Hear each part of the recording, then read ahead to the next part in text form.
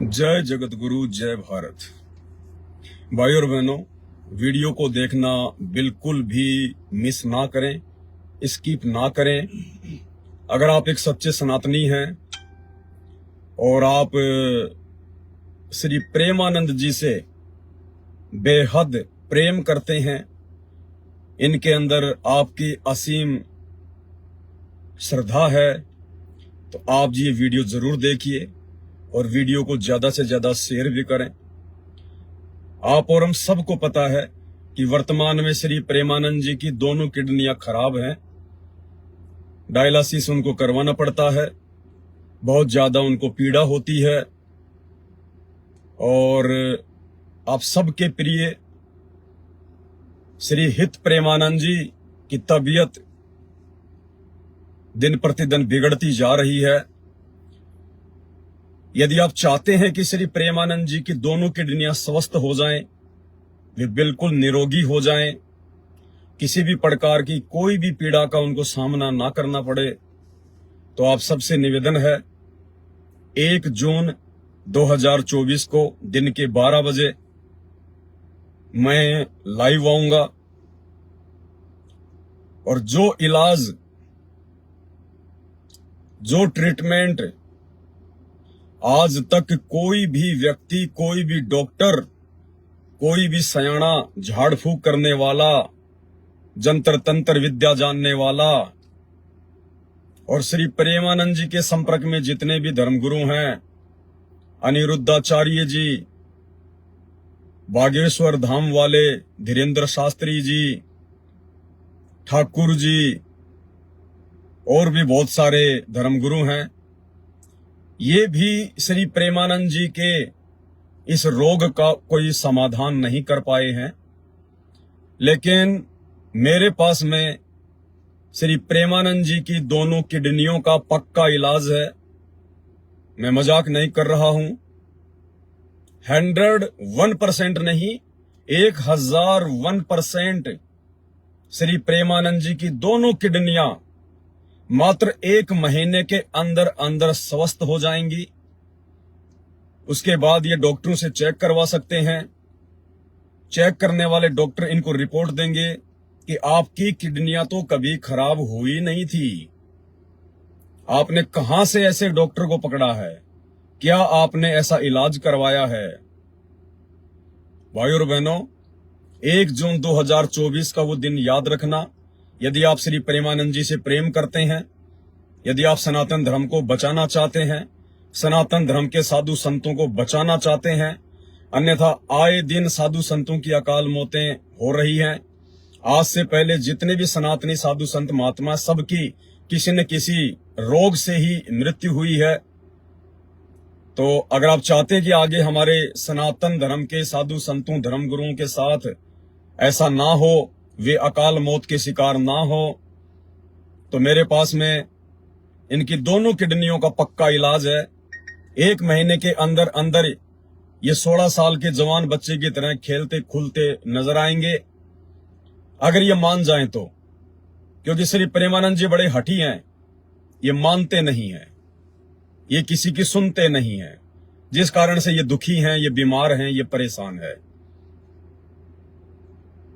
इनका एक छोटा सा वीडियो मैं आपको दिखा रहा हूं। इनकी बीमारी की पीड़ा, उस बीमारी से इनको जो असहनीय तकलीफ होती है हॉस्पिटल में इलाज के समय, डायलिसिस के समय, वो पीड़ा इनकी जुबान से झलक रही है। आप और हमसे भी इनकी पीड़ा देखी नहीं जाती है। अगर आप सच्चे सनातनी हैं और चाहते हैं कि बाबा जी की दोनों किडनियां स्वस्थ हो जाएं, तो आप इस वीडियो को भी शेयर करें और 1 जून 2024 को दिन के 12 बजे आप सभी भाई बहन लाइव जुड़े और उस वीडियो को बाबा प्रेमानंद जी के पास में ज्यादा से ज्यादा शेयर करें, ताकि वो वीडियो वो देख सकें और अपना समाधान करवा सकें। इनकी पीड़ा मैं आपके सामने पेश कर रहा हूं, खुद इनके जुबान से आप समझ जाएंगे कि बाबा कितना दुखी है, बाबा कितना परेशान है। हम कहते हैं, नाइक से कहते हैं, विश्व में कोई ऐसा जादूगर पैदा हुआ हो, तांत्रिक ऐसा पैदा हुआ हो, कोई ऐसा पैदा हुआ हो, आए हमारी किडनी ठीक कर दे, आए और करे छू ये जंतु का हम आपको डायलिसिस तुम्हारी किडनी सही है, दिखाओ। हाँ। बाबा जी बहुत दुखी हैं, बहुत परेशान हैं, स्पष्ट रूप से ये नहीं कह पा रहे, लेकिन इन्होंने अपने वीडियो के माध्यम से संदेशा दे दिया कि मैं मेरी दोनों किडनियों की बीमारी से बहुत परेशान हूं, बड़ा दुखी हूं, जीना हराम हो रहा है। और यदि दुनिया में ऐसा कोई बाबा है, ऐसा कोई जंत्र मंत्र करने वाला है जो मेरी दोनों किडनियां ठीक कर दें, तो आए मेरे सामने। तो मैंने ये वीडियो देखा, मुझसे रहा नहीं गया बाबा की पीड़ा को देखकर। तो 1 जून 2024 को दिन के 12 बजे सभी भाई बहन लाइव जुड़े और 100% बाबा की किडनियों का समाधान उस वीडियो में आपको देखने को मिलेगा। साथ ही साथ हम सभी भाई बहन मिलकर बाबा के लिए दुआ करेंगे, प्रार्थना करेंगे, लेकिन हमारी ये प्रार्थना वैसी नहीं होगी जैसे आम समाज में लोग करते हैं, जैसे हमारे ईसाई धर्म को मानने वाले भाई एक दूसरे के लिए प्रार्थना करते हैं। हमने इस प्रकार की कोई भी प्रार्थना बाबा जी के लिए नहीं करनी है। जिस प्रकार लोग कहते हैं कि मेरी उम्र बाबा जी को लग जाए, मेरी किडनियां बाबा जी को लग जाएं, हे भगवान बाबा जी को स्वस्थ कर दीजिए, इस प्रकार की हमने दुआ प्रार्थना नहीं करनी है। अन्यथा बाबा जी का स्वस्थ होना तो बहुत दूर है, उल्टे आप और ज्यादा बीमार पड़ जाओगे, क्योंकि ये आध्यात्मिक रहस्य हैं, ये हर किसी के समझ से बाहर का विषय है। तो सभी भाई बहन जुड़िए, हम किस प्रकार से दुआ करेंगे, किस प्रकार से हम प्रार्थना करेंगे, 1 जून 2024 को दिन के 12 बजे उसी वीडियो में आपको बताया जाएगा। और यदि बाबा जी मान गए, क्योंकि फिलहाल बाबा जी को ना अपने इष्ट पर कोई विश्वास है और इनकी किडनियां भी ठीक नहीं हो रही। जब कोई इनसे सवाल जवाब करता है कि बाबा जी हम आपको दोनों किडनियां डोनेट कर देंगे, लाखों लोग हैं इनके फॉलोवर जो इनको किडनियां देने के लिए तैयार हैं, लेकिन बाबा जी के सामने सबसे बड़ी समस्या जो अड़ी हुई है वो इनके आत्मसम्मान की है। क्योंकि बाबा जी भक्ति करते हैं श्री राधा जी की। अगर ये लोगों से किडनियां ले लेते हैं तो ये सौते जाहिर हो जाएगा कि श्री राधा जी ने नहीं बल्कि बाबा के भक्तों ने बाबा की जान बचाई है। तो एक धर्म संकट की स्थिति श्री प्रेमानंद जी के सामने उत्पन्न हो रही है। ये लोगों से किडनियां ले भी नहीं सकते और श्री राधा पे इनको पूर्ण विश्वास भी नहीं है, क्योंकि अगर श्री राधा पर इनको पूर्ण विश्वास होता कि श्री राधा जी मेरी किडनियां ठीक कर देंगी तो बाबा जी आए दिन हॉस्पिटल के चक्कर नहीं काटते। लेकिन आपको पता है कि महीने में 2 बार 3 बार बाबा जी हॉस्पिटल के चक्कर काटते हैं, बड़ी पीड़ा सहन करते हैं। तो बाबा जी की समस्या का पक्का समाधान मेरे पास में है।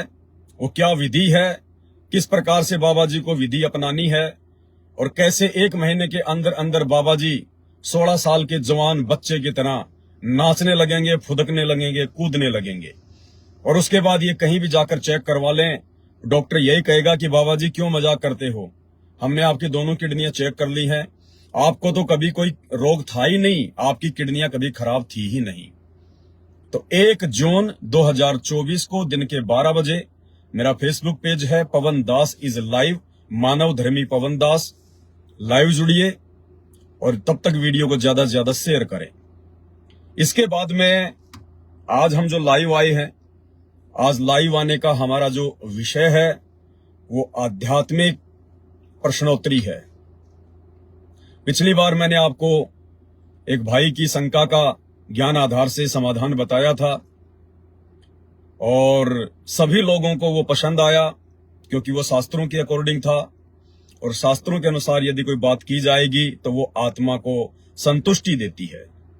आज ठीक उसी प्रकार जगत से ही हरियाणा के रहने वाले एक भाई हैं, उन्होंने अपना एक सवाल किया है। उनका सवाल मैं आपके सामने पढ़कर सुनाता हूं, उसके बाद में शास्त्रों के आधार से हम उनकी शंका का समाधान करेंगे। तो सबसे पहले हम परमपिता परमेश्वर सर्व सृष्टि के रचनहार, जिनके शुभ आशीर्वाद से मैं लाइव आता हूं, आपके सामने जुबान खोल पाता हूं, आपकी हर प्रकार की साधारण से साधारण और जटिल से जटिल शंकाओं का समाधान चुटकियों में मैं कर पाता हूं।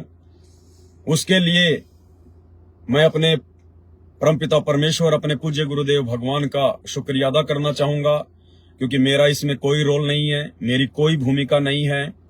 मुझे जो भी कुछ ज्ञान प्राप्त है अपने पूज्य गुरुदेव भगवान से प्राप्त है, और उनसे प्राप्त ज्ञान आधार से ही मैं अपनी जुबान से 2-4 शब्द बोल पाता हूं, अन्यथा मैं बिल्कुल 0/0 हूं। तो चलिए उसी परमपिता परमेश्वर, जो कि सारी सृष्टि के ही परमपिता परमेश्वर हैं, लेकिन वर्तमान में दुनिया उनको समझ नहीं पा रही, उनको पहचान नहीं पा रही है। थोड़े झटके लगेंगे आने वाले समय में, 28 से पहले प्राकृतिक आपदाओं के दुनिया समझने लग जाएगी। तो चलिए हम आज का आध्यात्मिक सवाल जवाब का ये सब्जेक्ट शुरू करने से पहले परमपिता परमेश्वर जी का धन्यवाद करते हैं, उनका एक जयकारा लगाते हैं। उसके बाद हरियाणा से इस भाई की शंका का समाधान करेंगे। परमपिता परमात्मा, सारी सृष्टि के रचनहार, कुल मालिक, असंख्य ब्रह्मांडों के स्वामी, जगत गुरु, तीनों लोकों में प्रवेश करके सबका पालन पोषण करने वाले राजाधिराज, आत्माधार, नाथों के नाथ, देवों के देव महादेव, सर्वेश्वर महेश्वर, मृत्युंजय, अजरो अमर, आदि अनादि सनातनी प्रभु, जगत पिता जगदीश्वर, श्री श्री 1008 की उपाधि के वास्तविक अधिकारी, अकाल मूरत सौद स्वरूपी राम वासुदेव, सर्वगतम ब्रह्म, परम पूज्य, प्रथम पूज्य, परम संत, परम पुरुष, परम धनी, परम दयालु, सत्य कबीर, हक्का कबीर, अल्लाहु कबीर, अल्लाहु अकबर, बाखबर, अल्लाह ताला, जगत के तारणहार, जगत के मुक्तिदाता, जगत के जगन्नाथ, हारे के सहारे, हिंदुओं के राम, मुसलमानों के अल्लाह, सिखों के वाहिगुरु, ईसाइयों के मसीह, दया के सागर दयानिधि, करुणा के सागर करुणानिधि, स्वयंभू परिभू, संकट मोचन, कष्ट हरण, मंगल करण, दुख भंजन, अविगत कबीर, निर्विकार निर्विषम परमात्मा, अलय अलेख सतगुरु, आदि अनादि सतगुरु, असली मर्यादा पुरुषोत्तम, असली राम, असली कृष्ण, असली घनश्याम, राजाओं के राजा, महाराजाओं के महाराजा, शहंशाहों के शहंशाह, सम्राटों के सम्राट, भगवानों के भगवान, अल्लाहों के अल्लाह, प्रभुओं के प्रभु, मसीहों के मसीह, सच्चे वाहेगुरु, बाबाओं के बाबा, पीरों के पीर, सेठों के सेठ, सांवरसा सेठ, जगत सेठ, युवा कबीर, समरथ कबीर, असमवात, अमित ओझा, सच्चे रहनुमा, करीम अल्लाह, सुभान अल्लाह, दुनिया के अंतिम पैगंबर, युवा कबीर, समरथ कबीर, असमवात, अमित ओझा, योगियों में महायोगी, ध्यानियों में महाध्यानी, सिद्धों में परम सिद्ध, ज्ञानियों में परम ज्ञानी, ब्रह्म ज्ञानी, तत्व ज्ञानी, सर्वश्रेष्ठ ज्ञानी, महाज्ञानी। 8 सितंबर 1951 से गांव धनाना, जिला सोनीपत, हरियाणा, भारतवर्ष की पावन भूमि पे प्रकट रियल कल्कि भगवान संत श्रोमणी सतगुरु रामपाल जी परमेश्वर जी के चरण कमल में सभी लाइव वीडियो देख रहे भाई बहनों का उनके चरण कमल में अनंत कोटि दंडवत प्रणाम। परमपिता परमेश्वर जी हम सभी को इसी प्रकार से सद्बुद्धि दें, ज्ञान आधार से हम लोग इस भक्ति मार्ग में आगे बढ़ते रहें अपने आत्म कल्याण के लिए, यही हमारी एकमात्र उनसे कामना है। और आज का जो सवाल है वो मैं शुरू करता हूं। पवन दास जी, राधे राधे। सत साहिब जी, मैं राजेश शर्मा, जिला करनाल, हरियाणा से हूं।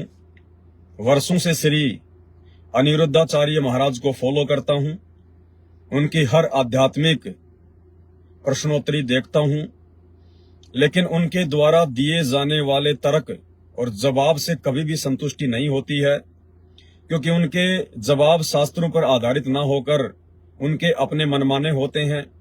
पिछले कुछ दिनों से बाबा रामपाल जी के YouTube पर सत्संग सुन रहा हूं और आपके वीडियो भी देखता हूं, सुनकर बहुत अच्छा लगता है। आपसे रामायण को लेकर मेरा एक सवाल है।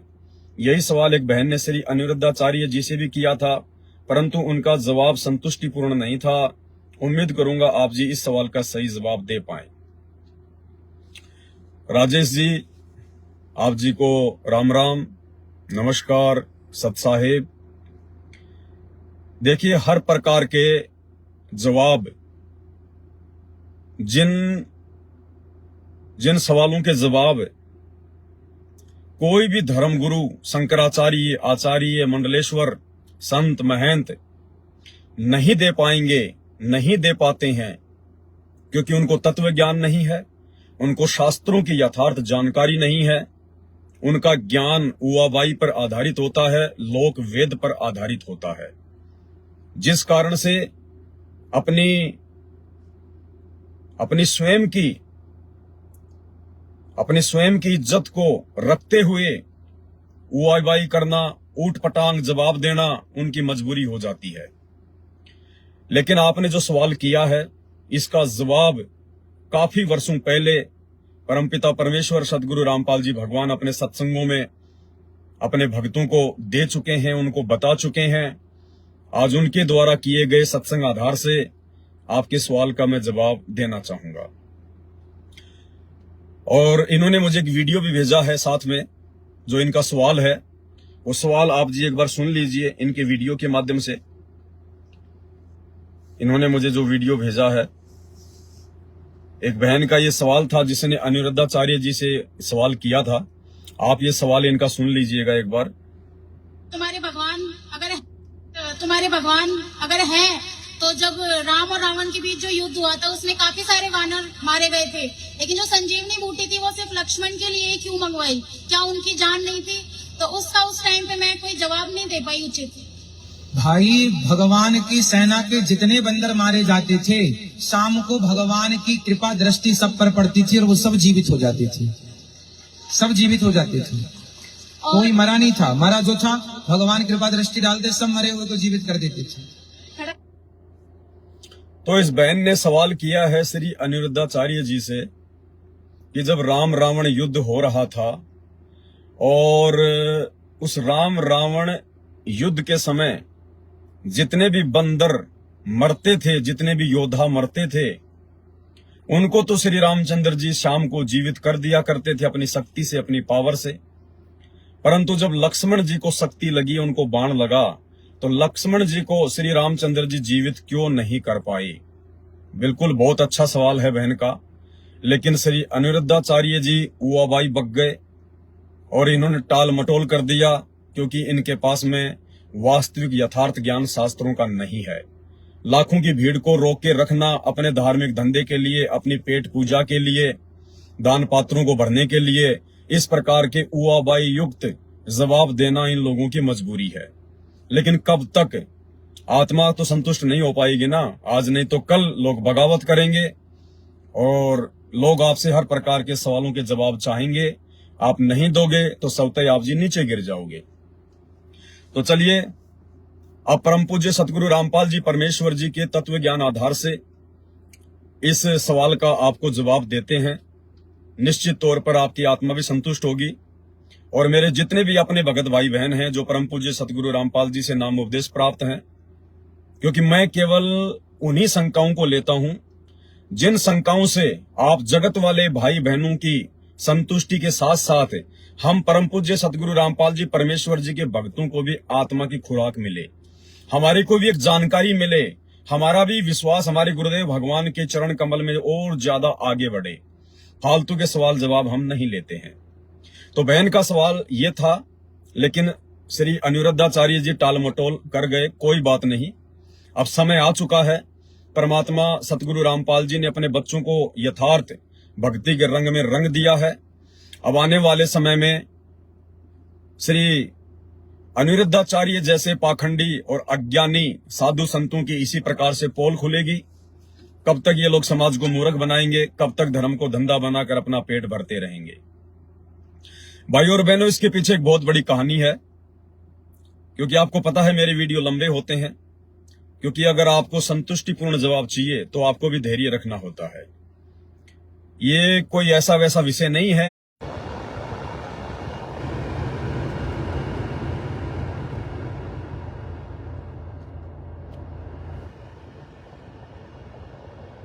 भाई और बहनों, टेम्परेचर थोड़ा सा ज्यादा होने की वजह से, क्योंकि हीट बहुत ज्यादा, आपको पता है कि गर्मी कितनी भयंकर पड़ रही है। गाड़ी में बैठे हैं, एसी चल रही है, फिर भी टेम्परेचर इतना ज्यादा है कि मोबाइल में हीट आ गई और मोबाइल कुछ समय के लिए बंद हो गया। चलो, परमात्मा ने दया करी, फिर से शुरू हुआ है। थोड़ा सा इसको एसी के सामने लगाना पड़ रहा है, अन्यथा ये फिर हो जाएगा वैसा ही।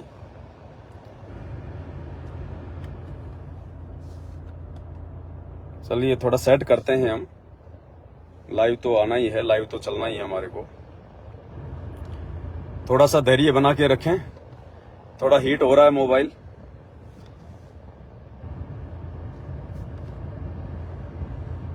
दोबारा से एक बार सभी भाई बहन लाइव जुड़ जाएं, सभी भाई बहन दोबारा से लाइव जुड़ जाएं एक बार।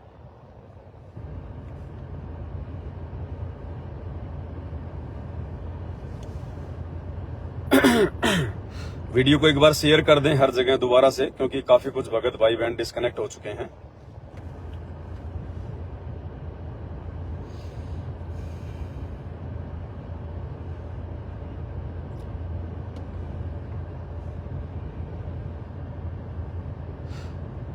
एक बार थोड़ा शेयर कर दें वीडियो को।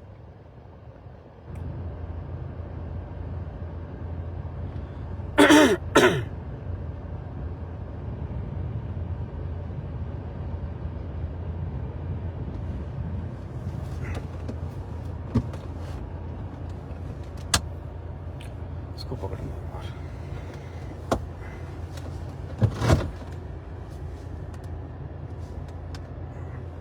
कितनी हीट है यार, 46 डिग्री जा रहा है आजकल टेम्परेचर, 46 डिग्री जा रहा है। क्या करें, आदमी झुलस रहा है, ये तो बेचारा मोबाइल है।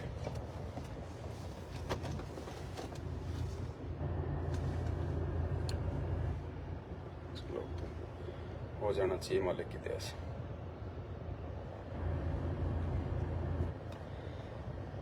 तो भाई और बहनों, जो सवाल उस बहन ने श्री अनिरुद्धाचार्य जी से किया था, जिसका जवाब वो भाई साहब नहीं दे पाए सही से, क्योंकि उनको शास्त्रों की यथोचित जानकारी नहीं है। अब हम उसके जवाब पर आते हैं। इसके पीछे एक लंबी कहानी है, और वो कहानी परम पूज्य सतगुरु रामपाल जी परमेश्वर जी ने बताई है। और परमेश्वर जी ने अपने सत्संगों में बताया कि जब श्री रामचंद्र जी को 14 वर्ष का वनवास मिला हुआ था, साथ में उनकी भारिया सीता जी थी, उनका भाई लक्ष्मण था, और वो वनवास के समय जंगल में घूम रहे थे, जगह जगह वो जाया करते थे। उधर से जो शबरी माता थी, उनको रामचंद्र जी से मिलन की बड़ी प्यास थी। वो चाहती थी कि मेरा जीवन धन्य हो जाएगा यदि श्री रामचंद्र जी से मेरी भेंट हो जाए, उनके दर्शन हो जाएं, उनकी मुलाकात हो जाए। तो वनवास के समय भटकते भटकते श्री रामचंद्र जी के रूप में, क्योंकि भाई और बहनों, आपको जो जवाब दिया जा रहा है ये कोई लोक वेद पर आधारित नहीं है, ये कोई उआबाई नहीं है। आपको यथार्थ जवाब दिया जा रहा है, और यथार्थ जवाब के लिए आपको बहुत कुछ धैर्य के साथ में सुनना पड़ेगा। श्री रामचंद्र जी विष्णु जी के अवतार थे, और श्री विष्णु जी केवल 3 लोक के भगवान है, असंख्य ब्रह्मांडों के भगवान नहीं है, पूरी सृष्टि के मालिक नहीं है। और जब श्री विष्णु जी अवतार रूप में इस धरती पर त्रेता युग में आए, उन्होंने एक मनुष्य की भूमिका की, एक मानव की भूमिका की। तो श्री विष्णु जी के अवतार के रूप में उनकी जो काफी कुछ जो शक्तियां होती हैं, उनकी जो स्मृतियां होती हैं, वो उनके पास में नहीं होती हैं। यानी उनके पास में एज इट इज वो की वो पावर नहीं होती है जो पावर विष्णु लोक में उनके पास होती है, जब वही विष्णु जी अपने अवतार रूप में धरती पर आते हैं। तो माता सबरी जी के पास में यदि दशरथ पुत्र श्री रामचंद्र जी चले जाते तो मामला बिगड़ जाता, इतिहास का मुंह किसी और दिशा में हो जाता। क्योंकि श्री रामचंद्र जी एक राजा के बेटे थे, और एक राजा के बेटे में कितना अहंकार होता है, कितनी मान बढ़ाई होती है, कितना उनके अंदर दया भाव होता है, ये हम सब जानते हैं। श्री रामचंद्र जी राजा के पुत्र थे और वो शिकार भी किया करते थे, वो हिरणों का शिकार भी किया करते थे, अन्य जानवरों को भी मारा करते थे। अब जो मारता है तो वो खाता भी होगा, इसमें कोई संशय नहीं है, क्योंकि वास्तविक रामायण तो परम पूज्य सतगुरु रामपाल जी परमेश्वर जी ने अब दुनिया को बताई है। वनवास के दौरान भी काफी ऐसे आपको जो है प्रमाण देखने को मिलेंगे कि श्री रामचंद्र जी मांसाहारी थे, वो मांस का जो है प्रयोग किया करते थे। तो शबरी एक भगत थी परमात्मा की, चाहे उसने मतंग ऋषि को अपना गुरु बना रखा था, भले उसने किसी को भी अपना इष्ट मान रखा था, लेकिन आत्मा वो परमपिता परमेश्वर की थी। कौन परमपिता परमेश्वर? हम सब का परमपिता परमेश्वर एक ही है, उसका नाम है कबीर देव, जो कि संत रामपाल जी परमेश्वर जी ने हमें शास्त्रों से दिखाया, वेदों से दिखाया। और उस भगत का सामना श्री रामचंद्र जी नहीं कर सकते थे, माता सबरी का सामना श्री रामचंद्र जी नहीं कर सकते थे। माता सबरी जी के जो भाव थे, जो श्रद्धा थी, उस श्रद्धा की, उस भाव की जो कदर थी, वो दशरथ पुत्र श्री रामचंद्र जी नहीं कर सकते थे।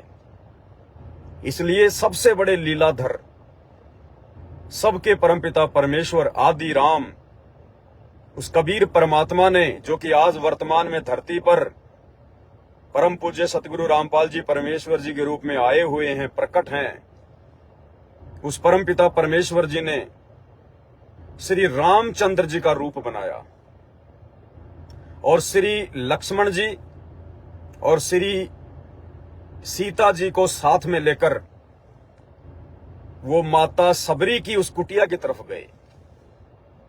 जिस दिन का इंतजार वो माता सबरी 1000 वर्ष से कर रही थी, नित इंतजार करती थी अपने आराध्य का, अपने भगवान का। रोजाना जंगल से तरह तरह के सुगंधित फूल तोड़कर लेकर आती थी, रास्ते में बिछाया करती थी कि मेरे प्रभु, मेरे राम, मेरे परमात्मा आएंगे तो उनको कोई पीड़ा ना हो, किसी भी प्रकार से उनको दुख ना हो। इतनी श्रद्धा, इतना भाव उनका अपने आराध्य में था, और इतनी श्रद्धा और इतने भावों की ये कदर करना श्री रामचंद्र जी के वश की बात नहीं थी, दशरथ पुत्र के वश की बात नहीं थी। क्योंकि जिस व्यक्ति में दया नहीं होती है, वो व्यक्ति भगत के भावों की कदर नहीं कर सकता। तो बचपन से ही हिरणों को मारने वाले, शिकार करने वाले, जीव हत्या करने वाले श्री रामचंद्र जी में दया भाव नहीं हो सकता था। उतना नहीं हो सकता था जितना कि सबरी के सामने जाते समय उनके अंदर होना चाहिए था। तो अपने भगत के लिए सारे खेल वो परमपिता परमात्मा, अल्लाहु अकबर, भगवानों का भगवान, वो कबीर देव खेलता है। तो उस परमेश्वर ने, उस कबीर देव ने, या यूं कहिए सतगुरु रामपाल जी परमेश्वर जी ने, क्योंकि वही परमात्मा इस धरती पर आए हुए हैं, उन्होंने श्री रामचंद्र जी का रूप बनाया, लक्ष्मण जी को साथ में लिया, सीता जी को साथ में लिया, और सबरी की झोपड़ी की तरफ वो चल दिए। सबरी से मिले, सबरी ने बड़ी आव भगत की, बड़ी उनकी इज्जत की। और भगत तो ऐसा ही होता है, भाव में भावित हो जाता है। जैसे महाभारत के समय का एक छोटी सी घटना आप और हमें सुनने को मिलती है कि जब महाभारत के युद्ध को रुकवाने के लिए शांति समझौता लेकर श्री कृष्ण जी हस्तिनापुर गए, दुर्योधन के पास गए, काफी कुछ उनको समझाने का प्रयास किया, लेकिन वो नहीं माने। अब रात को उनको वहां पे रुकना था, तो भोजन भी करना था। तो दुर्योधन ने भी उनको भोजन के लिए आमंत्रित कर दिया, उधर से युधिष्ठिर ने भी भोजन के लिए आमंत्रित कर दिया। अब श्री कृष्ण जी तो दोनों के रिश्तेदार थे। अब श्री कृष्ण जी धर्म संकट में फंस गए, और श्री कृष्ण जी ने सोचा, यदि मैं दुर्योधन के यहां पे भोजन करने चला गया तो ये भी ठीक नहीं होगा, क्योंकि दुर्योधन के भाव नहीं है। दुर्योधन केवल अपनी मान बढ़ाई के लिए मेरे को भोजन करवाएगा, और ऐसी जगह पर भगवान भोजन नहीं करना चाहते थे। उधर से युधिष्ठिर के पास जाकर भी वो भोजन नहीं कर सकते थे, क्योंकि उनको पता था कि यदि मैंने पांडवों के घर पर जाकर भोजन किया तो ये जो दुर्योधन है, ये दुष्ट है, इसके मन में जो है और ज्यादा विक्षेप पैदा हो जाएगा, और ज्यादा शत्रुता का भाव पैदा हो जाएगा। तो ये सोचकर श्री कृष्ण जी वापस मथुरा के लिए ही जो है वो चल दिए। उधर से भाव विदुर के भी थे कि श्री कृष्ण जी मेरे घर पर आकर भोजन करें, लेकिन वो कहने की हिम्मत नहीं कर पाए कि भाई मैं तो एक छोटा सा महामंत्री हूं, जब इनके इतने बड़े बड़े रिश्तेदार हैं तो मेरे घर पे ये क्यों आएंगे। ये सोचकर वो चुप रहे। तो भाई और बहनों, वहां भी क्योंकि जो विदुर था वो पिछले जन्म जन्मांतरों की अच्छी आत्मा थी, परमपिता परमेश्वर जी की, उस कबीर भगवान की, सतगुरु रामपाल जी की। तो वहां श्री कृष्ण जी का रूप धारण कर कर श्री कृष्ण जी तो वापस मथुरा को चल दिए, और श्री कृष्ण जी का रूप धारण करके वो कबीर परमेश्वर सतगुरु रामपाल जी विदुर के घर पर अपने भगत के भाव देखते हुए भोजन करने के लिए वो चले गए। विदुर ने जैसे उनको देखा तो बड़ा आश्चर्य हुआ और कहा, भगवान आप यहां क्यों आ गए?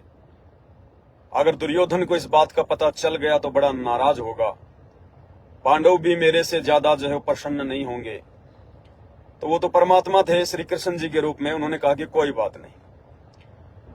तो वो इतने खुश थे श्री कृष्ण जी को अपने घर पर देखकर, उनको तो यही लग रहा था ये तो द्वारिकाधीश श्री कृष्ण जी आए हैं, लेकिन वो तो श्री कृष्ण जी के रूप में सारी सृष्टि के अध्यक्ष, सारी सृष्टि के मालिक राजा कबीर देव जी थे, सतगुरु रामपाल जी परमेश्वर जी थे। अब वो इतने भावुक हो गए, क्या खिलाएं क्या ना खिलाएं, कहां बैठाएं। और वहां पर केले रखे हुए थे, वो श्री कृष्ण जी को जो है केले खिलाने लगे। वो इतने मंत्र मुग्ध हो गए, उनके चेहरे की तरफ एकटक देखने लगे। उनको विश्वास नहीं हो रहा था कि श्री कृष्ण जैसा राजा,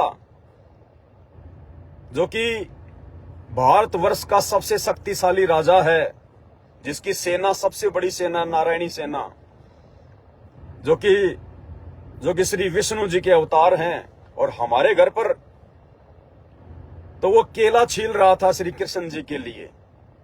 उसका ध्यान उस केले में नहीं था, श्री कृष्ण जी की तरफ था।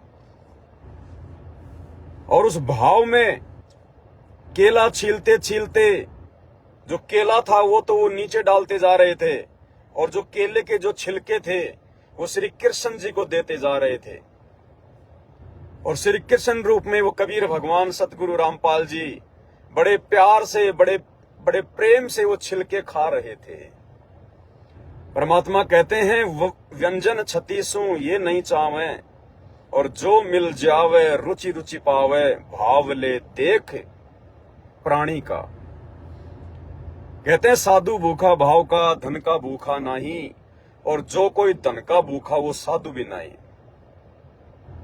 तो परमेश्वर ने वो सारे छिलके खा लिए, और बाद में जब उनकी वो चेतना जागृत हुई तो उन्होंने देखा तो रोने लगे, आंखों से आंसू बहाने लगे कि ये परमात्मा, हम तो बड़े नीच हैं, हमें तो इतना भी नहीं पता चला, और आपने सारे छिलके खा लिए, हमें माफ करो भगवान।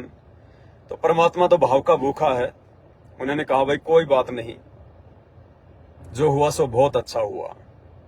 तो ठीक इसी प्रकार भाई और बहनों, वनवास के दौरान यदि दशरथ पुत्र श्री रामचंद्र जी उस नेक आत्मा माता शबरी की झोपड़ी में वो चले जाते उनसे मिलने, और माता शबरी के अंदर से जो भाव थे, जो श्रद्धा थी, जो एक भगत की होनी चाहिए अपने आराध्य के प्रति, अपने इष्ट के प्रति, उसकी जो कदर है वो श्री रामचंद्र जी नहीं करना जानते थे। तो श्री राम का रूप बनाकर अखिल ब्रह्मांडों के स्वामी आदि राम, लोग कहते हैं ना, राम राम सब जगत बखाने, आदि राम कोई बिरला जाने। दशरथ पुत्र श्री रामचंद्र जी को तो हर कोई राम राम राम राम कहता है, लेकिन उससे पहले जो राम था दशरथ पुत्र जी का तो त्रेता युग में जन्म हुआ था। तो सतयुग में भी तो लोग थे, इंसान थे, वो भी तो भक्ति करते थे, राम नाम का जाप करते थे। वो राम कौन था जिस समय दशरथ पुत्र का तो जन्म भी नहीं हुआ था? तो कहते हैं राम राम सब जगत बखाने, आदि राम कोई बिरला जाने। तो वो आदि राम, वो कबीर दे, वो कबीर भगवान, वो सतलोक का राजा जो वर्तमान में धरती पर संत रामपाल जी के रूप में प्रकट है, विद्यमान है, वो परमात्मा श्री राम का रूप बनाकर सीता और लक्ष्मण के साथ में अपनी भगत सबरी की झोपड़ी पर गए। सबरी ने बड़ी आओ भगत की और भगवान को भोजन करवाने के लिए, अब जंगल में कहां से वो 56 भोग लाए बेचारी, तो उसने क्या किया, उनके आने से पहले ही उसने बेर तोड़कर रखे हुए थे, बेर झाड़ियों से, और बेर उसने भगवान की सेवा में समर्पित कर दिए। और उसने सोचा कि कहीं मेरे भगवान के मुख में कोई कच्चा बेर ना चला जाए, कोई कड़वा बेर ना चला जाए, मेरे परमात्मा, मेरे भगवान का मुख जो है वो कड़वा ना हो जाए। इस चिंता में माता सबरी ने प्रेम से विभोर होकर,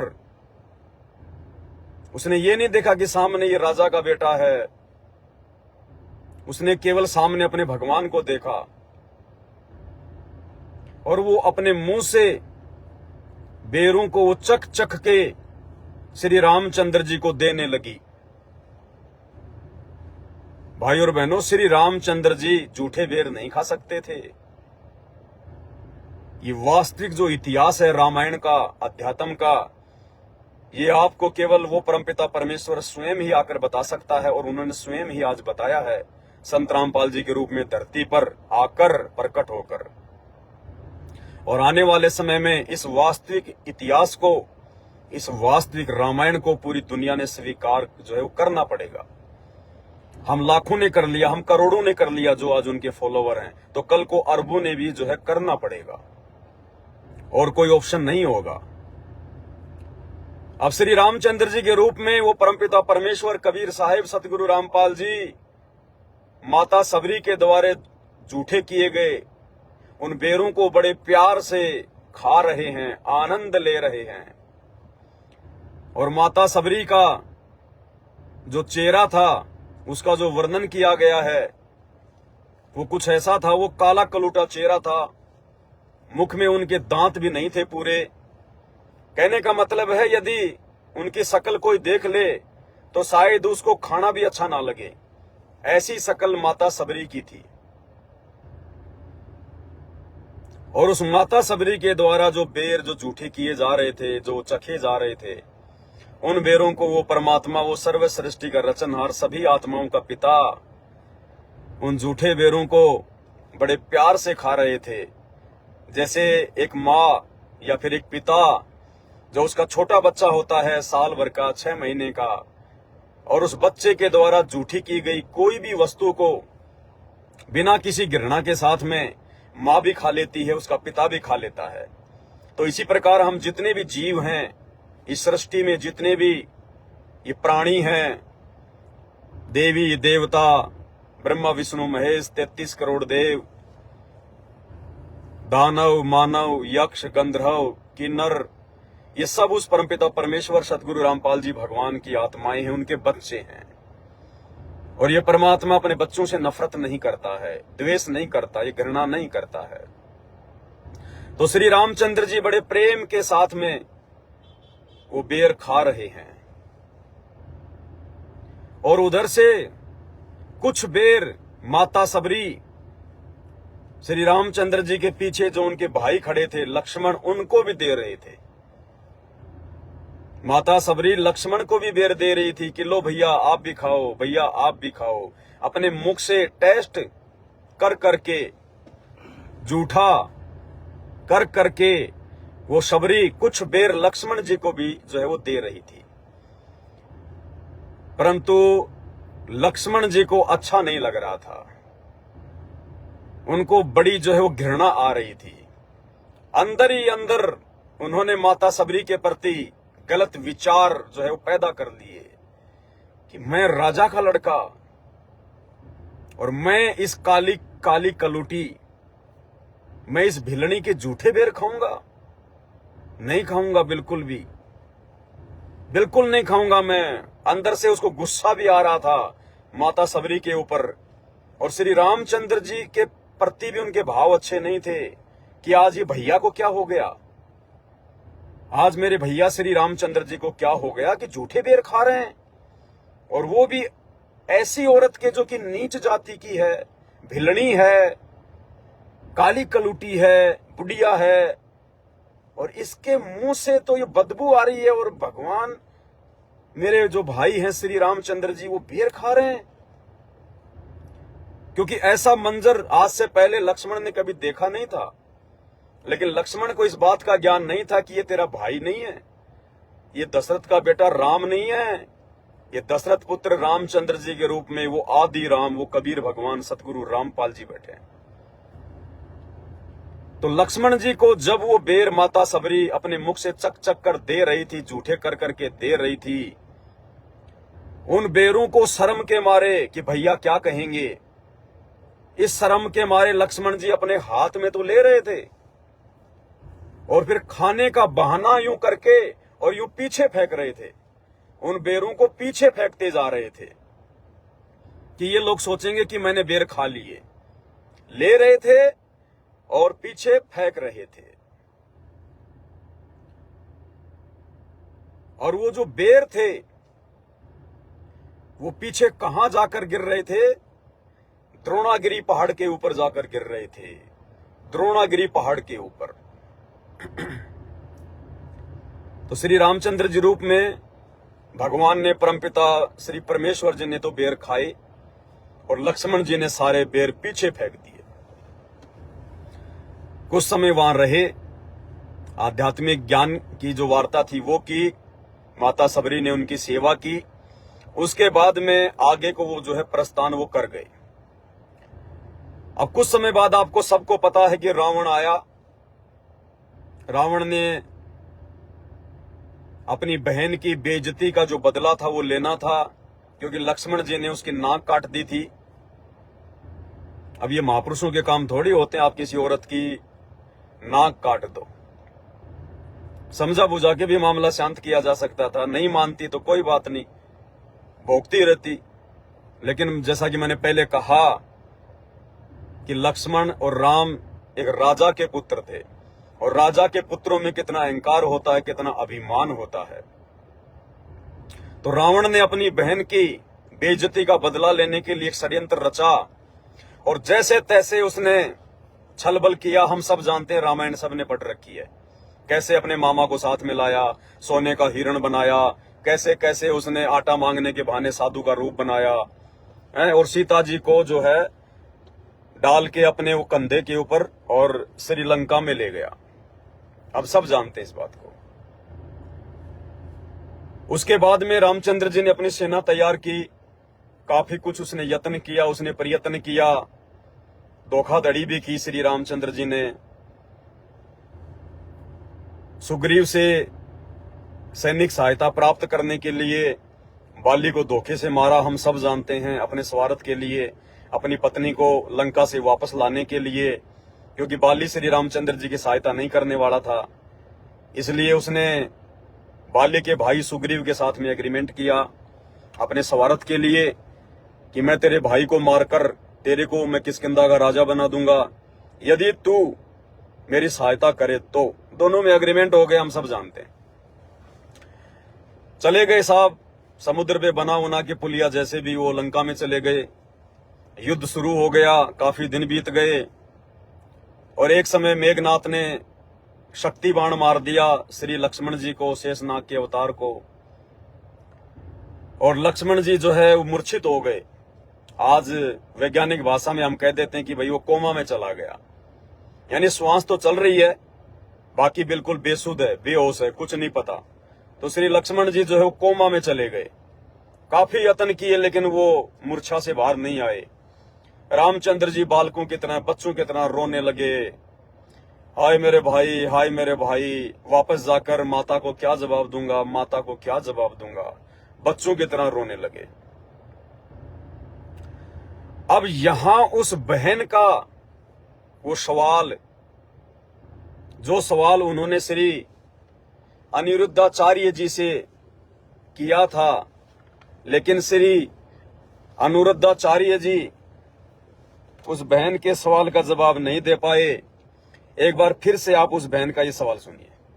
तुम्हारे भगवान अगर है तो जब राम और रावण के बीच जो युद्ध हुआ था उसमें काफी सारे वानर मारे गए थे, लेकिन जो संजीवनी बूटी थी वो सिर्फ लक्ष्मण के लिए ही क्यों मंगवाई? क्या उनकी जान नहीं थी? तो उसका उस टाइम पे मैं कोई जवाब नहीं दे पाई उचित। भाई, भगवान की सेना के जितने बंदर मारे जाते थे, शाम को भगवान की कृपा दृष्टि सब पर पड़ती थी और वो सब जीवित हो जाते थे, सब जीवित हो जाते थे। कोई मरा नहीं था, मरा जो था भगवान कृपा दृष्टि डालते, सब मरे हुए को जीवित कर देते थे।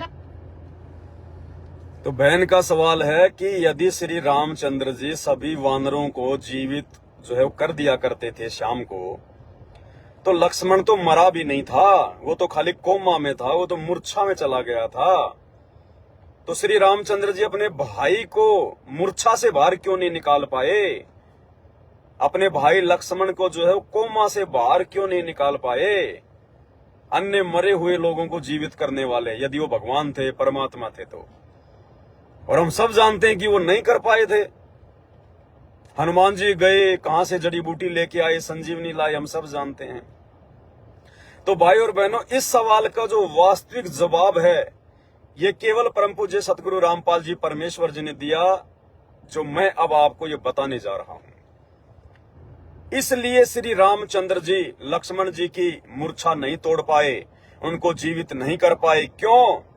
क्योंकि लक्ष्मण जी ने एक भगत का अपमान किया था, भगवान के भगत का अपमान किया था लक्ष्मण जी ने। वो माता शबरी, वो भगवान की भगत थी, अल्लाहू अकबर की भगत थी, परमपिता परमेश्वर कबीर साहेब सतगुरु रामपाल जी की वो भगत थी। और लक्ष्मण जी ने माता शबरी का अपमान किया था, उसके भाव, उसकी श्रद्धा का, उसकी भक्ति का मजाक उड़ाया था।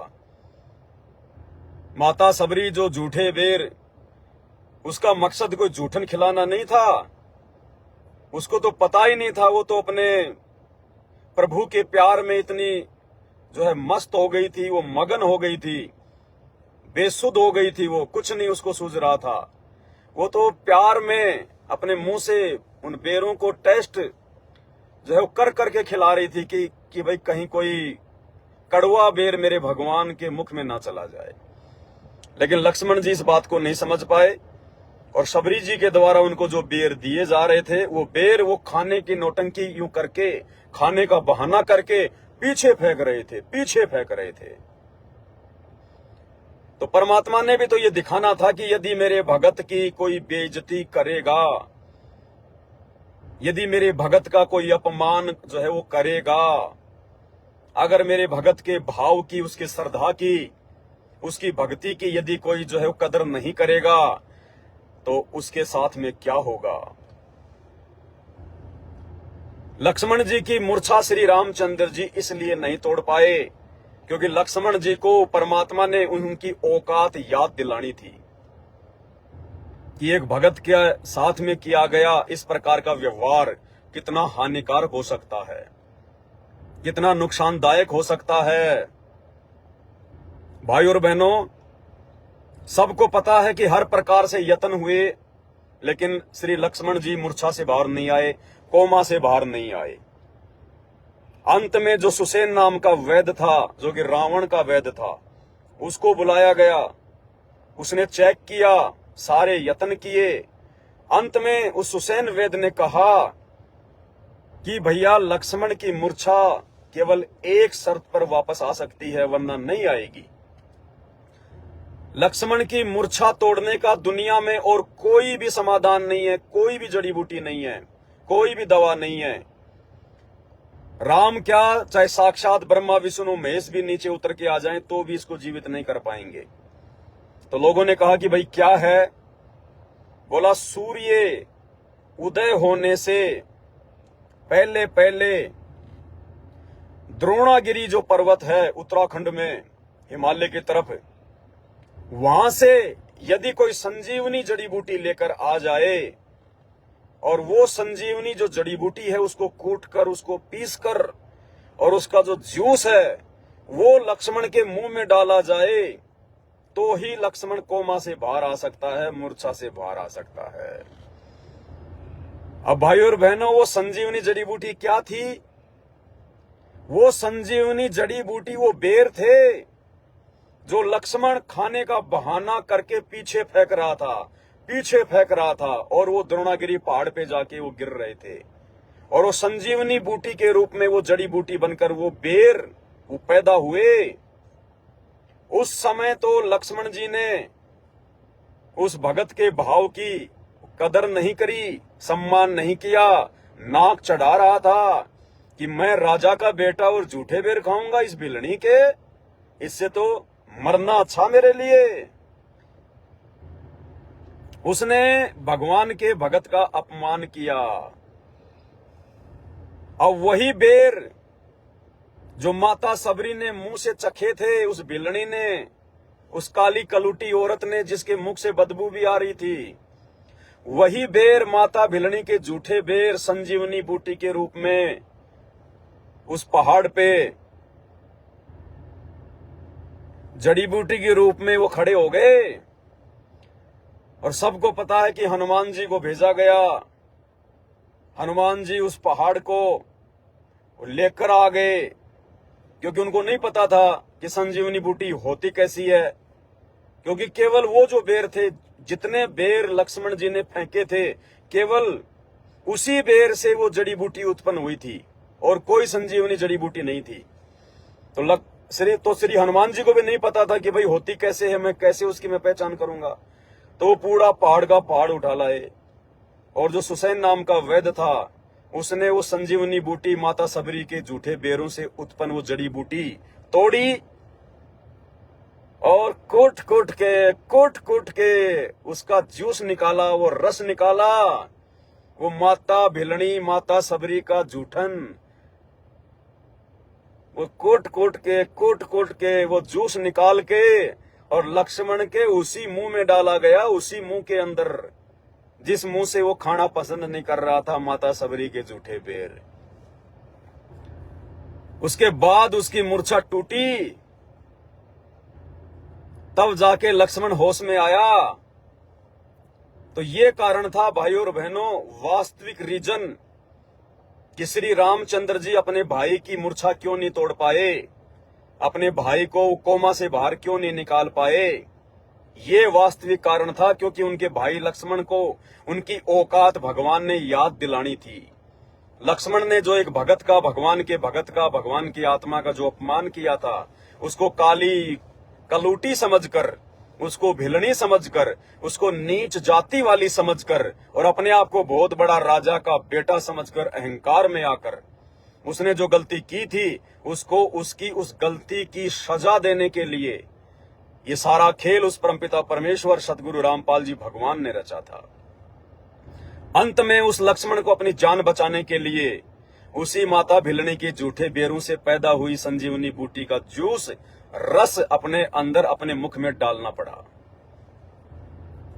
भाई और बहनों, ये तो जवाब था इनका राजेश शर्मा जी का, जो कि शास्त्रों के आधार पर है, वास्तविक ये जवाब है।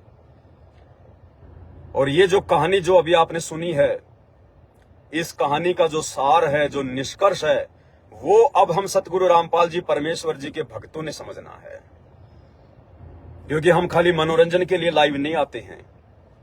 हमने वास्तविक जानकारी भी देश और दुनिया को देनी है, जैसा कि हमारे पूज्य गुरुदेव भगवान ने हमें बताया, समझाया।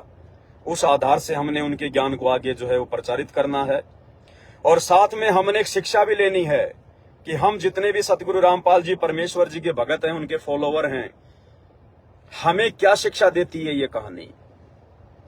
ये कहानी हमें शिक्षा देती है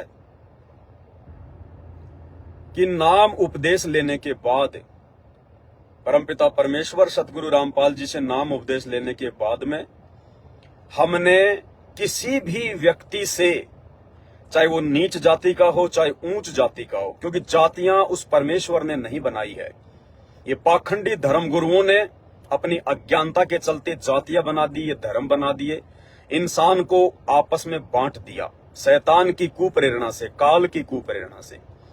अब हमारे को सतगुरुदेव जी ने वास्तविक ज्ञान दे दिया, इसलिए विशेषकर सतगुरु रामपाल जी से उपदेश प्राप्त उनके भक्तों ने, उनके फॉलोवर ने कभी भी किसी भगत के साथ में या किसी अन्य जगत वाले के साथ में, वो चाहे दिखने में काला हो, चाहे वो कलूटा हो, जवान हो चाहे बूढ़ा हो, नीची जाति में हो चाहे ऊंची जाति में हो, कोढ़ी हो चाहे वो स्वस्थ हो, रोगी हो चाहे कैसा भी हो, हमने किसी के साथ में भी द्वेष नहीं करना। हमने किसी को भी जो है वो घृणा की दृष्टि से नहीं देखना है। अगर उसका अच्छा कर सको अपनी मर्यादाओं में रहकर तो कीजिए, अन्यथा हाथ जोड़कर आगे निकल लीजिएगा। उसके विषय में भला बुरा कहना, उसके साथ में द्वेष करना, घृणा करना, ये हम भक्तों के लिए जहर के बराबर होगा, जहर के बराबर। परमात्मा की वाणी है कि जो पतिव्रता होती है आत्मा, पतिव्रता आत्मा यानी परमात्मा की नेक आत्मा, उनका नेक भगत, उनका सुयोग्य भगत, जो केवल अपने गुरुदेव के अलावा किसी और को नहीं मानता, नहीं जानता, आध्यात्मिक क्षेत्र में केवल अपने गुरुदेव के ऊपर जो समर्पित है। जैसे संसार में एक जो स्त्री होती है, यदि कोई स्त्री केवल अपने पति से ही संबंधित होती है, गैर पुरुष की तरफ यदि वो आंख उठाकर भी नहीं देखती है, पति वाले भाव से, वैसे चाहे लाख देखो कोई दिक्कत नहीं है, सामने उसका भाई होगा उससे बात करेगी तो देखेगी, उसका बाप होगा उसको भी देखेगी, लेकिन वो पति वाले भाव से यदि वो किसी और को नहीं देखती है तो उसको कहते हैं पतिव्रता स्त्री। और ऐसी पतिव्रता स्त्री का उसका पति भी बड़ा ख्याल रखता है, बड़ा ध्यान रखता है, उसकी हर डिमांड को वो पूरा करता है। तो इसी प्रकार जब कोई पतिव्रता आत्मा होती है, जब कोई पतिव्रता भगत होता है, उसके साथ में उसका भगवान, उसका गुरु, उसका इष्ट पल पल साथ में रहता है। तो ऐसी आत्माओं से कभी भी हमने पंगा नहीं लेना चाहिए। ऐसी आत्माओं के विषय में कभी भी हमने निंदा, चुगली, अनाप शनाप बातें, राग द्वेष, ईर्ष्या नहीं करनी चाहिए, अन्यथा उसका भगवान नाराज होगा, और भगवान नाराज हो गया तो उसका मुकाबला फिर दुनिया में कोई नहीं कर पाएगा। इसलिए परमपिता परमेश्वर जी की वाणी है, जिस वाणी को हम भक्तों ने ध्यान रखना चाहिए। परमात्मा किसी राजा के बेटे पे प्रसन्न नहीं होता, परमात्मा किसी बहुत बड़े सेठ साहूकार के ऊपर ही प्रसन्न नहीं होता। हाँ, यदि वो राजा का बेटा, वो सेठ साहूकार का बेटा या बेटी या स्वयं यदि वो सही भक्ति कर रहा है, मर्यादा में है, तो परमात्मा उसको भी उतना ही प्यार देगा जितना कि एक निर्धन और एक गरीब भगत को देगा। तो परमेश्वर की अपनी वाणी है। परमात्मा कहते हैं कि पतिव्रता काली मैली कुचल कुरूप, और पतिव्रता के रूप पर मैं वारूं कोटि स्वरूप। परमात्मा कहते हैं यदि कोई मेरा भगत है, मेरी कोई शिष्य है, और यदि वो पतिव्रता पद पे रहकर भक्ति कर रहा है, जैसे आज सतगुरु रामपाल जी परमेश्वर जी के साध संगति से जुड़े हुए जितने भी सत्सेवक भाई बहन हैं, ये वास्तव में उनकी लाखों की संगत में से ये पतिव्रता पद पर रहकर भक्ति कर रहे हैं। हम केवल अपने गुरुदेव को ही अपना भगवान, अपना कबीर, अपना परमात्मा मानते हैं। बाकी संगत की तरह वो दाढ़ी मूछ वाली 650 साल पुरानी वो कबीर जी की समझे जाने वाली दाढ़ी मूछ वाली फोटो ना हम अपने दरबार में रखते, ना हम अपने घर पर रखते, ना हम लॉकेट में डाल के पहनते, ना हम उसकी कोई जयंती मनाते, ना हम उसका कोई जून के महीने में जो है वो प्रकट दिवस मनाते, और ना हम उसको भोग लगाते। उस फोटो से हमारा कोई लेना देना नहीं, क्योंकि दुनिया जिस फोटो को भगवान समझ रही है वो फोटो वाला साक्षात हमारे गुरुदेव सतगुरु रामपाल जी के रूप में धरती पर साक्षात आ चुका है। तो ना हम उस फोटो के आगे दीपक जलाते, ना हम उस फोटो के आगे जो है वो दंडवत करते, हम अपने घर पर रखते ही नहीं है। तो असल में साध संगति से जुड़े हुए भाई बहन सतगुरु रामपाल जी भगवान की पतिव्रता आत्मा है। और ऐसी पतिव्रता आत्माओं के लिए परमात्मा कहते हैं कि पतिव्रता काली मैली कुचल कुरूप, और पतिव्रता के रूप पर मैं वारूं कोटि स्वरूप। कि ऐसी भगत, ऐसी आत्मा, चाहे वो काली हो, चाहे मैली हो, चाहे वो कुरूप हो, चाहे वो बुढ़ी हो, चाहे बुंडी हो, चाहे वो कोडी हो, चाहे रोगी हो, चाहे वो नीच जाति में हो, चाहे कुछ भी हो, परमात्मा कहते हैं ऐसी आत्मा के ऊपर तो मैं करोड़ों सुंदर सुंदर रूप वार दूं। परमात्मा ये गोरा गोरा चेहरा, लंबी लंबी हाइट, अट्टा कट्टा शरीर, सेठ साहूकार का परिवार, ये नहीं देखता है। परमात्मा अपनी भक्ति देखता है, परमात्मा अपना भगत देखता है कि इसके पास में भक्ति धन कितना है। तो हम भक्तों ने कभी भी ये गलती अपने जीवन में नहीं करनी है, कभी भी।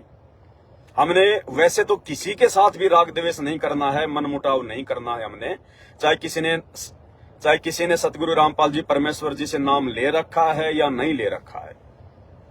अब हम सबको पता चल गया कि हम सब जितने भी हैं, जो जातियों में बटे हुए हैं, अलग अलग धर्मों में बटे हुए हैं, हिंदू, मुस्लिम, सिख, ईसाई, जैनी, यहूदी, मंगोली, फारसी, हम सब के सब उसी परमपिता परमेश्वर, उस कबीर देव सतगुरु रामपाल जी की आत्माएं हैं।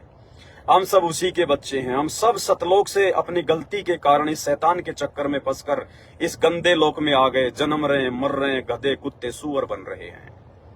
अब हमें वास्तविक ज्ञान हो गया है, तो अब हमने किसी से भी, चाहे जगत हो चाहे भगत हो, हमने किसी से भी कोई राग द्वेष नहीं करना है, किसी के साथ में भी छल कपट नहीं करना है, धोखाधड़ी नहीं करना है।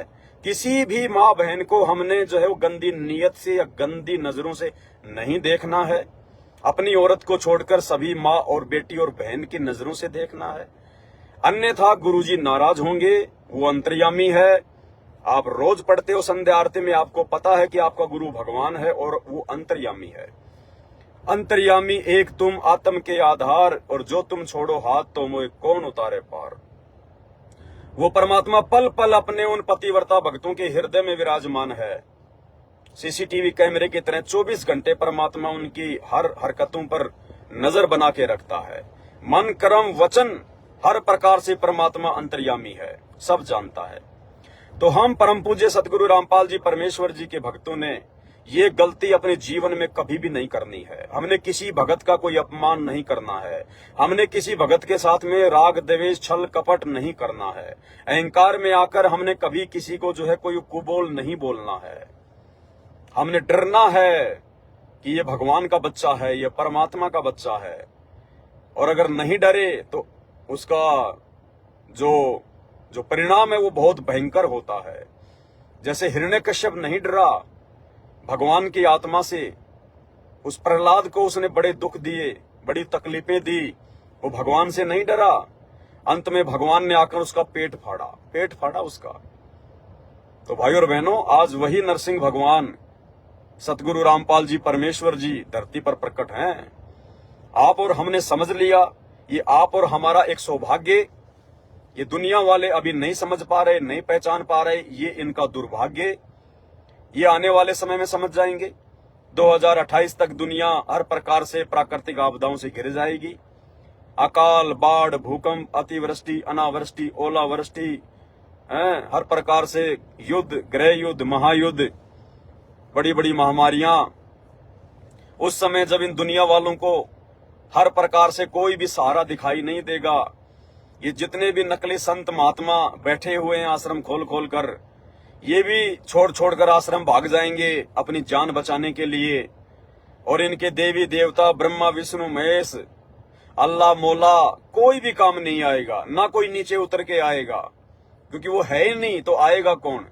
वो पत्थर की मूर्तियां थोड़ी उनका बचाव करेंगी, नहीं करेंगी। तो आने वाले समय में परम पूज्य सतगुरु रामपाल जी भगवान के भक्तों के ऊपर जब उस आपत्ति काल में भी कोई आपत्ति नहीं आएगी, सभी परमात्मा के बच्चे आराम से रहेंगे, मजे से रहेंगे, उन्हें कोई भी किसी भी प्रकार की आपदाएं उनको प्रभावित नहीं कर पाएंगी। तब ये दुनिया देखेगी, ये दुनिया जानेगी, ये दुनिया मानेगी कि हाँ, यदि धरती पर कोई परम शक्ति है तो सतगुरु रामपाल जी परमेश्वर जी हैं। और मजबूरन ये दुनिया उस समय उनकी शरण में आएगी। लेकिन साथ में एक यथार्थ बात और भी है, जो व्यक्ति जितना लेट आएगा परमात्मा उसकी सुनवाई उतना ही लेट करेगा। जो जितना लेट आएगा उसकी सुनवाई भी उतनी लेट होती है, क्योंकि आज तो भगवान तुम्हारे को बुला रहा है, आज तो भगवान तुम्हारे लिए इतने सत्संग कर रहा है, आज भगवान तुम्हारे लिए इतना संघर्ष कर रहा है, और आज तुम उनकी बातों को अपने कानों के ऊपर से डाल रहे हो। आज जब भगवान कह रहा कि आ जाओ तो तुम आ नहीं रहे, और जब उस आने वाले विनाशकारी समय में तुम भगवान को बुलाओगे तो उस समय फिर भगवान बड़ी देरी से आएगा, बड़ा लेट आएगा भगवान उस समय। तो विनती कर सकते हैं, हम प्रार्थना कर सकते हैं, हमारा किसी से कोई राग द्वेष ईर्ष्या नहीं है। आप चाहे हिंदू हैं, चाहे मुसलमान हैं, चाहे सिख हैं, चाहे ईसाई हैं, अच्छी बात है, आपको ये मनुष्य जन्म प्राप्त है। आपके ऊपर उस परमात्मा की बहुत बड़ी मेहर है कि आज आप गधे कुत्ते सूअर के शरीर प्राप्त नहीं है। नहीं आप क्या खाते क्या पीते, गर्मी सर्दी बरसात में क्या होता आपके साथ में आपको अच्छे से पता है। तो आपको मनुष्य जन्म प्राप्त है ऐसे समय में जब आज धरती पर स्वयं वो परमात्मा प्रकट है, अल्लाह प्रकट है, भगवान प्रकट है, और देरी है तो केवल उनको पहचानने की। तो भाई और बहनों, अपनी जो परंपराएं हैं, अपनी जो रीति रिवाजें हैं, शास्त्र विरुद्ध जो आप ये साधना कर रहे हो, जो भक्ति कर रहे हो, उससे थोड़ा पीछे हटो। सच्चाई जानने का जो है आप जी प्रयास करो। आज 90% मुसलमान नहीं जानते कि भाई कुरान शरीफ में और कुरान मजीद में अल्लाह के विषय में क्या लिखा हुआ है। उन्होंने केवल अपने बाप दादाओं से देखा, मस्जिदों में गए, मदरसों में गए, जो उनको पढ़ा दिया गया, जो उनको बता दिया गया, उसी चीज को फॉलो करते आ रहे हैं। 90% हिंदू क्या 99% हिंदू आज नहीं जानते कि वेदों में क्या लिखा हुआ है, गीता जी में क्या लिखा हुआ है। जो उनके दादा परदादा, उनके माता पिता मंदिरों में माया मसाणी के ऊपर जहां भी जा रहे हैं तीर्थों पर, वो भी पीछे पीछे चल दिए। तो इससे बात नहीं बनेगी। ये सारे ग्रंथ हर धर्म के परम पूज्य सतगुरु रामपाल जी परमेश्वर जी ने खोल खोल कर दिखा दिए हैं, बता दिए हैं। इनका जो सार था, इनकी जो सच्चाई थी, वो उन्होंने हमें निकाल कर दे दी है। अब यदि भाई और बहनों कोई कमी रहेगी तो आप और हमारी रहेगी। समय बहुत थोड़ा बचा है। 2028 लास्ट युग परिवर्तन का समय है, और जब युग परिवर्तन होगा तो उससे पहले कितना भयंकर विनाश होगा, मानव जाति को कितनी बड़ी समस्याओं से निकलना पड़ेगा, समस्याओं का सामना करना पड़ेगा, आपकी समझ और बुद्धि से बाहर की बात है।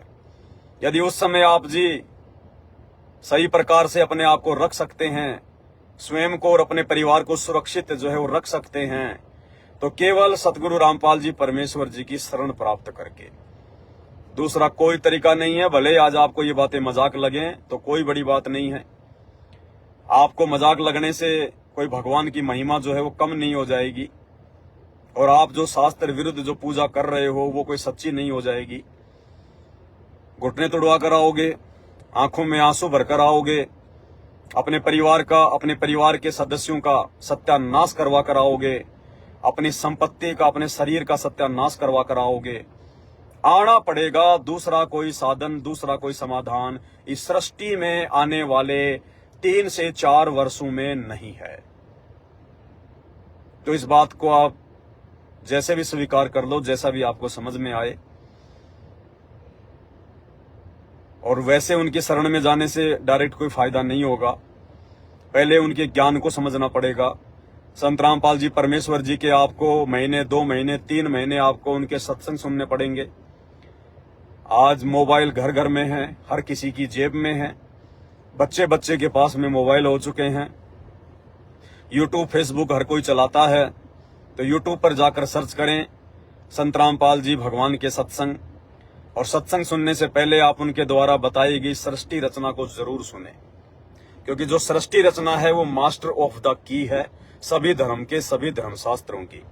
अगर आपको ये कुरान समझनी है, कुरान मजीद समझनी है, तौरेत, जबूर, इंजिल, हदीसें समझनी है, तो आपने संत रामपाल जी के द्वारा बताई गई सृष्टि रचना को पहले सुनना पड़ेगा। यूट्यूब पर जाकर सर्च करें सृष्टि रचना संत रामपाल जी भगवान। 1 या 2 पार्ट में आपको 2-3 घंटे की वीडियो हैं, आप सुनिए, देखिए, आपको वो ज्ञान प्राप्त होगा आपके धर्मशास्त्रों के विषय में जो आज तक किसी भी मुल्ला मौलवी ने, किसी भी आपके धर्मगुरु ने आपको नहीं बताया होगा। आप यूट्यूब पर जाकर जो डिबेट हैं संत रामपाल जी की मुस्लिम धर्मगुरुओं के साथ में, आप वो भी सुन सकते हैं। बहुत जल्दी आपकी समझ में आएगा। उसके लिए आप यूट्यूब पर जाकर सर्च करें, डिबेट संत Rampal G versus doctor Zakir Naik. तो आपको बहुत सारी जो डिबेट हैं डॉक्टर जाकिर नाइक के साथ में, वो आपको सुनने को मिलेंगी, देखने को मिलेंगी। अगर आप हिंदू धर्म से बिलोंग करते हैं तो यूट्यूब पर जाकर सर्च करें, संत रामपाल जी वर्सेज शंकराचार्य, संत रामपाल जी वर्सेज एस्कॉन, संत रामपाल जी वर्सेज दामाखेड़ा, अभिलाष दास, जितने भी संत महात्मा हैं जिनके आज नाम है देश दुनिया में, आप उनके साथ में संत रामपाल जी का नाम लिखकर यूट्यूब पर जाकर सर्च करें। आपको उनकी डिबेट के जो वीडियो हैं वो मिल जाएंगे। धर्मशास्त्रों के साथ में डिबेट है, कोई उआबाई नहीं है, मनमुखी ज्ञान नहीं है। जैसे ये अनिरुद्धाचार्य, देवकीनंदन ठाकुर, श्री प्रेमानंद जी और भी जितने आचार्य शंकराचार्य हैं, आए दिन ये भारतीयों के ऊपर थोपते रहते हैं। अब श्रद्धालु बेचारा भोड़ा होता है, उसको तो गुरुजी जो मर्जी बता दें वो तो स्वीकार करके आ जाता है। जैसे बच्चा स्कूल में जाता है, टीचर उसको जो मर्जी बता दे। अब टीचर बच्चे को कहेगी भैया 2 दूनी 6, तो बच्चा उसमें ऑब्जेक्शन नहीं करता, क्योंकि बच्चे को ज्ञान नहीं है। जैसा टीचर बताएगा बच्चा उसको स्वीकार कर लेगा। घर पर आकर वो कहेगा 2 दूनी 6, 2 दूनी 6, तो माता पिता कहेंगे रे भैया 2 दूनी 6 नहीं 2004 होते हैं। तो बच्चा कहेगा नहीं नहीं, मेरे गुरुजी ने बताया है कि 2 दूनी 6, 2 दूनी 6, 2 दूनी 6 ही होते हैं। तो इसी प्रकार जो भगत होते हैं, जो श्रद्धालु होते हैं, जो अपने गुरुओं के ऊपर आंख बंद करके विश्वास करके बैठ जाते हैं, उनको जैसा उनके द्वारा रामायण के बारे में बता दिया जाता है, गीता जी और वेदों के बारे में, भागवत के बारे में बता दिया जाता है, कुरान शरीफ और कुरान मजीद के बारे में बता दिया जाता है, बाइबल के बारे में उनको बता दिया जाता है, बेचारा वैसा ही स्वीकार कर लेते हैं। लेकिन वास्तविकता क्या है, इसको तो वही बता पाएगा जिसने ये कुरान लिखी है, जिसने वेद लिखे हैं, जिसने गीता जी का ज्ञान बताया है। और वो सर्व ज्ञानदाता, सर्व धर्मों का जनक, आदि सनातनी परमात्मा कबीर देव, सृष्टि का मालिक, आज स्वयं हम इंसानों को समझाने के लिए इंसानी रूप धारण करके 8 सितंबर 1951 से धरती पर प्रकट है, परम पूज्य सतगुरु रामपाल जी परमेश्वर जी के रूप में। पहचान सको तो पहचान लो भाई और बहनों। ये रोजाना लाइव आकर भौंकने का मेरा कोई मकसद नहीं है। आप कोई मेरा परिवार नहीं चला रहे हो, मुझे कोई सोशल मीडिया से पैसा नहीं मिल रहा है, केवल आप लोगों को जगाने के लिए। अन्यथा भयंकर दुर्गति होगी, जीते जी भी होगी, और मरने के बाद तो गधे कुत्ते सुअर बनकर होनी है, ये तो कोई दो राय नहीं है। अन्यथा आप इतने सुख भोग रहे हैं मनुष्य जन्म प्राप्त करके, और अन्य योनियों में जितने भी गधे कुत्ते सुअर कुत्ते हैं, ये बेचारे इतने दुख क्यों भोग रहे हैं भाई? इन्होंने क्या गलती कर रखी है? भगवान इनके साथ में इतना भेदभाव क्यों कर रहा है?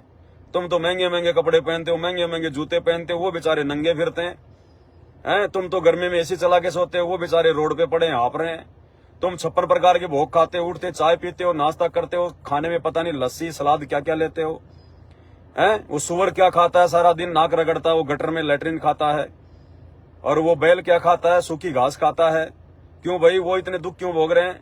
भगवान ने उनके साथ में ऐसा अन्याय क्यों किया? क्या उनकी आत्मा दुखी नहीं हो रही? क्या उनके अंदर कोई मतलब अलग से कोई जो मतलब की वो तत्व डले हुए हैं? क्या उन जानवरों को सर्दी गर्मी नहीं लगती है? ये सब क्यों?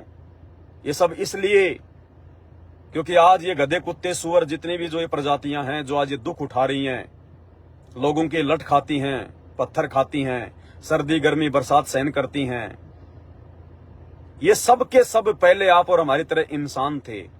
इनको मनुष्य जन्म दिया था भगवान ने कि बेटा जाकर भक्ति करना, पूरे गुरु की जो है पहचान करना, उसकी शरण में आना। उसके बाद जैसा आपका गुरु बताए, वो तत्वदर्शी संत बताए, और गुरु कौन होगा पूरा, तत्वदर्शी संत की क्या पहचान होगी। ऐसे तो गांव गांव में नकली पाखंडी गुरु बैठे हैं घर घर में, आप कैसे पहचान करोगे? तो परमेश्वर ने कहा कि बेटा उसकी पहचान धर्मशास्त्रों में है। मुसलमान धर्म की ये जो एक कुरान शरीफ है, इसमें सूरत फुरकान 25 आयत नंबर 52 से 58 में बाखबर कौन है जो अल्लाह की जानकारी देगा, वो बाखबर कौन होता है, कैसा होता है, लिखा हुआ है। गीता जी अध्याय नंबर 4 श्लोक नंबर 34 में वो तत्वदर्शी संत कौन होता है, कैसा होता है, लिखा हुआ है, उसकी पहचान क्या है। तो आज वो बाखबर मुसलमानों का, आज वो तत्वदर्शी संत हिंदुओं का, आज वो वाहि गुरु सिखों का, आज वो मसीहा ईसाइयों का, परम पूज्य सतगुरु रामपाल जी भगवान के रूप में धरती पर प्रकट है। अरे सुनो तो सही सत्संग, जब तक सुनोगे नहीं, किसी के विचार नहीं सुनोगे तो पता कैसे चलेगा, जिंदगी में पता नहीं चलेगा। ये अलग से ये बुद्धि, ये दिमाग परमेश्वर ने आप और हमें दिया है। ये सत्संग सुनकर, सत्संगों पर विचार करने की क्षमता, बुद्धि केवल इंसानों को है, जानवरों को नहीं है। एक कुत्ते को नहीं पता कि राम क्या है, श्री कृष्ण क्या है, रामायण क्या है, हजरत मोहम्मद कौन था, अल्लाह कौन है, ईसा मसीह कौन था। कितना समझा दो उस कुत्ते को, तुम बाइबल खोल के बैठा दो 24 घंटे, वो नहीं समझ पाएगा। तो ये विशेष बुद्धि समझने की, समझाने की, विचार करने की उस अल्लाह ने, उस परमात्मा ने, उस खुदा ने, उस भगवान ने इंसान को क्यों बख्शी? क्योंकि इंसान योनि में हम अपना मोक्ष करवा सकते हैं, भगवान को पहचान सकते हैं, भक्ति कर सकते हैं, हम अच्छे बुरे की पहचान कर सकते हैं। तो भाई जब तक आप किसी के विचार ही नहीं सुनोगे, तब तक आप जी कैसे निर्णय करोगे कि आप जो भक्ति कर रहे हो वो सही है या सामने वाला जो बता रहा है वो सही है? तो भैया निष्पक्ष होकर देखो, परमात्मा कहते हैं कि पक्षा पक्षी के कारण है। पक्षा पक्षी यानी पक्ष और विपक्ष, कि नहीं हमारा धर्म सबसे सर्वश्रेष्ठ है, हमारे मोहम्मद, हमारे अवतार, हमारे पैगंबर सबसे सर्वश्रेष्ठ हैं, हमारी भक्ति, हमारी जो इबादत है वो सबसे अच्छी है। अगर इसी को लेके बैठ जाओगे तो मेरे भाई जिंदगी में कुछ भी हासिल नहीं कर पाओगे, कुछ भी। अगर पहली क्लास का बच्चा अगर ये जिद करके बैठ जाए कि नहीं नहीं मेरे टीचर ने जो मुझे पढ़ा दिया ना, क कबूतर, ख खरगोश, ए फॉर एप्पल, बस यही सबसे उत्तम ज्ञान है, इसके आगे कुछ नहीं है, और तो उस नादान को कौन समझाए कि तेरे से ऊपर तो बहुत सारी जो है क्लासें हैं, आगे बीए है, पीएचडी, एमए, पता नहीं क्या क्या है। लेकिन कौन समझाए उस नादान बालिक को जो इसी जिद को लेके बैठ जाए। तो चाहे किसी भी धर्म का कोई भी, चाहे बड़े से बड़ा कोई शंकराचार्य हो, चाहे धर्माचार्य हो, अगर वो जिद करके बैठा हुआ कि मुझे जो ज्ञान प्राप्त है वो सर्वश्रेष्ठ ज्ञान है। मुसलमान कहते हैं कि हमें हजरत मोहम्मद ने जो ज्ञान दे दिया, जो कुरान शरीफ में लिखा हुआ है वो सर्वश्रेष्ठ है। हिंदू कहते हैं कि जो वेदों में, जो गीता जी में जो लिखा हुआ है और हमारे जो गुरुजियों ने दे दिया वो सर्वश्रेष्ठ है। ईसाई अपनी बाइबल को पकड़ कर बैठे हैं, सिख भाई अपने गुरु ग्रंथ साहिब को पकड़ के बैठे हैं। अब वो तो बच्चे की तरह हैं, वो पहली क्लास के बच्चे की तरह ए फॉर एप्पल खेल रहे हैं, बी फॉर बॉल खेल रहे हैं। उनको क्या पता कि तुम्हारा सबका बाप, तुम सबका पिता, तुम सबका परमात्मा, इन शास्त्रों का जनक, इन शास्त्रों को समझने की सद्बुद्धि देने वाला अल्लाहू अकबर, वो खुदा, वो राम, वो परमात्मा, वो आदि राम, वो धरती पर आकर वास्तविक ज्ञान दे रहा है तुम्हारे शास्त्रों को खोल खोल कर, कि गीता जी क्या कह रही है, वेद क्या कह रहे हैं, कुरान क्या कह रही है, बाइबल क्या कह रही है, और तुम क्या कर रहे हो। कम से कम अपनी थ्योरी और अपने प्रैक्टिकल को तो देख लो, तुम क्या कर रहे हो और तुम्हारे शास्त्र जो है वो क्या कह रहे हैं। अब मोबाइल का मैन्युअल तो क्या कह रहा है और तुम जो है कौन सा वो बटन दबा रहे हो। तो भैया कभी भी वो सही से अपना जो है काम वो नहीं करेगा। तो भाई और बहनों, इस मान अभिमान को छोड़ो, ये जो जाति और धर्म का जो अभिमान है इसको छोड़ो, इसको त्यागो और अपने परमपिता परमेश्वर जी की पहचान करो, उनके सत्संग सुनो। तुम्हारी पुस्तकों में क्या लिखा हुआ है थोड़ा विचार करो, चिंतन मनन करो। ये मनुष्य जीवन जो है ये पक्ष और विपक्ष करने के लिए नहीं मिला है। तो परमात्मा कहते हैं पक्षा पक्षी के कारण सब जग रहा भुलान, और निष्पक्ष होके हरि भजय वो है संत सुजान। उसको चाहे हरि कह दो, चाहे अल्लाह कह दो, चाहे भगवान कह दो, चाहे गुरु कह दो, एक ही बात है, भाषा भिन्न शब्द है। पानी को चाहे जल कह दो, चाहे नीर कह दो, चाहे पानी कह दो, चाहे वाटर कह दो, बात एक ही है। तो वो सबका परमात्मा, वो सबका खुदा, वो अल्लाह, वो एक ही है, अलग अलग नहीं है। लेकिन मुसलमानों ने समझ लिया हमारा अल्लाह बड़ा। अब मुसलमान अल्लाह की जात भी नहीं जानता, अल्लाह है कैसा, अंधा, गूंगा, बहरा, काना, कोतरा कैसा है कुछ नहीं पता। कोई पूछे तो कह देंगे वो तो बेचून है, वो तो निराकार है, दिखाई नहीं देता, अल्लाह का कोई रूप है। फिर तेरे को किसने बता दिया? अरे जिसको किसी ने देखा ही नहीं तो तेरे को कैसे पता चल गया भाई साहब? फिर तो तू ही अल्लाह हो गया। हिंदुओं से पूछ लो कि भगवान कैसा, अरे भगवान तो निराकार है। अरे जो निराकार है, जो दिखाई नहीं देता, फिर तेरे को बता किसने दिया उसको देख के? सबकी बुद्धि भ्रष्ट है, सबकी बुद्धि भ्रष्ट है। ईसाइयों के पास चले जाओ, नहीं नहीं हमारा मसीहा तो बादल फाड़ के आएगा। अरे बादल फाड़ के तो ये बारिश आ रही है, लोगों के गांव डुबो रही है उत्तराखंड में। बादल फाड़ के बारिश आती है, भगवान नहीं आता। क्यों मूर्ख बन रहे हो? तो भाई और बहनों, समझो, इस अंधविश्वास से, पाखंड से बाहर निकलो। आपको रियलिटी बता रहे हैं, वरना खून के आंसू रोगे, खून के आंसू।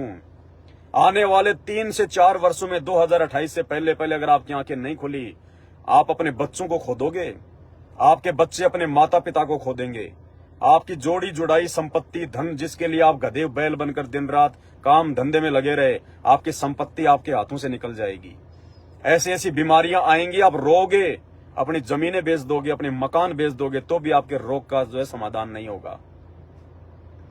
और आज मुफ्त में आपको समाधान बता रहे हैं, मुफ्त में समाधान।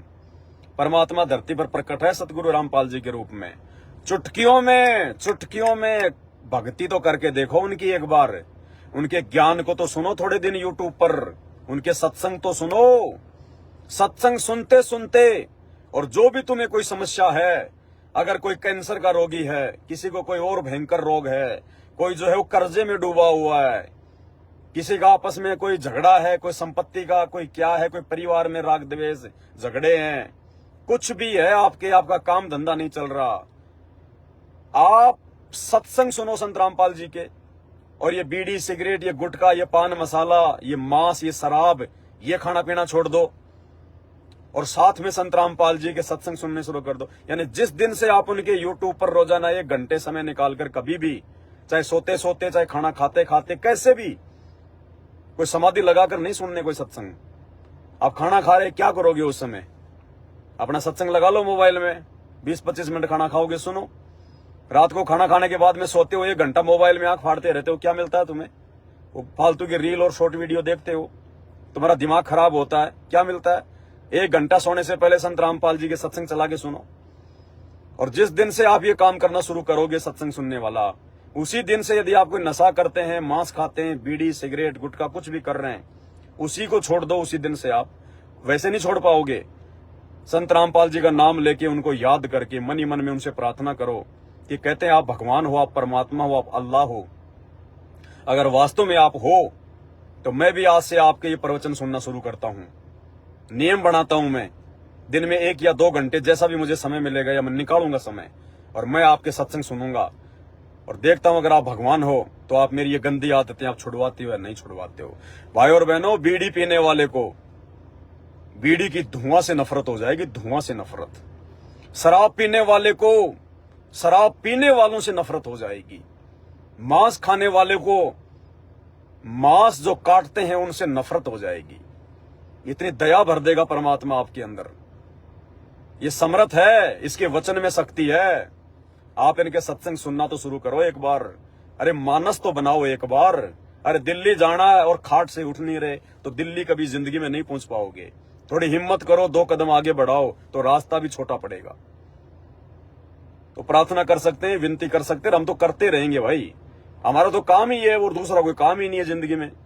खुद समझना, खुद भक्ति करना, दूसरों को समझाना और भक्ति पे लगाना, बस हमारे जीवन का यही मकसद है। दूसरा कोई कोई जो है मकसद नहीं है। क्योंकि हम संत रामपाल जी के भगत, उनसे उपदेश प्राप्त करने के बाद आप लोगों की तरह किसी प्रकार की कोई टेंशन में नहीं रहते, किसी प्रकार की कोई लफड़ेबाजी में नहीं फंसते। हम बिल्कुल रोग मुक्त हैं, चिंता मुक्त हैं, हम कर्जा मुक्त हैं, हम टेंशन मुक्त हैं। हमें कोई टेंशन नहीं, कोई परवाह नहीं। हमें बैठा बैठा खिलाता भगवान, बैठा बैठा खिलाता है, बैठा बैठा। ये वो समर्थ भगवान है। जब तक हाथ पैर चले अपना काम धंधा करो, थोड़े में ज्यादा दे देगा, थोड़े में ज्यादा। और जिस दिन आपके हाथ पैर काम करना बंद कर दें, आपको बैठे बैठे खिलाएगा, बैठे बैठे। ये वो समर्थ परमात्मा है।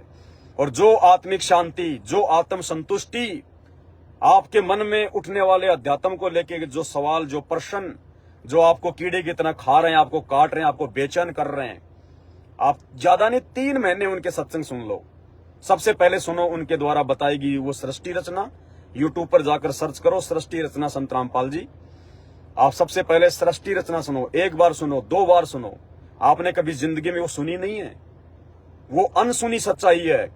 आपका मन, ये शैतान, वो सुनने के बाद में कहेगा यार ये तो ऐसा लगता है जैसे कोई बनावटी कहानी है, अरे यार ये तो ऐसा ही है। लेकिन जब आपको सुनते चले जाओगे और साथ में अपने ही धर्मशास्त्र से प्रमाण देखते जाओगे, अरे यार, अरे ये जो बाबा रामपाल जी बता रहे हैं ये तो हमारे कुरान में लिखा हुआ है, ये तो गीता में लिखा हुआ है, ये तो वेदों में लिखा हुआ है, और हम तो इनको दिन रात वेद पढ़ते थे, कुरान पढ़ते थे, हमारी समझ में क्यों नहीं आई ये बात। तो भाई वो बुद्धि भी वो तत्वदर्शी संति खोलता है।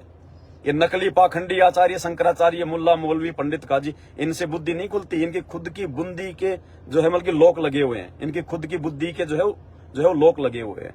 तो वो जो तत्वदर्शी संत होता है, स्वयं जो परमात्मा होता है, जो अल्लाह होता है, यदि कोई उस अल्लाह के मार्ग पर चलने का प्रयास करेगा तो अल्लाह उसके बंद दिमाग के लोक भी खोल देगा।